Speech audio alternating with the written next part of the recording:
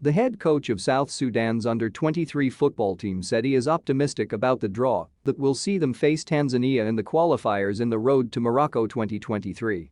The Bright Stars will meet Tanzania for the qualifiers of the Total Energies U23 Africa Cup of Nations. This was revealed at yesterday's draw in Cairo, Egypt. The winner of the game against Tanzania will face Nigeria. The U23 men's national team will play the first leg on the 19th of September against Taifa Stars and their second leg on the 27th of the next month. Head coach Simon James said it is not the first the Bright Stars play against Taifa Stars. As for the preparations, we are not afraid of this meeting, we have practiced in the meetings of Tanzania Sekafa, he said. In the first round, the 20 least-ranked teams will play the first round from home and away matches, and qualifying 10 teams will enter the second round.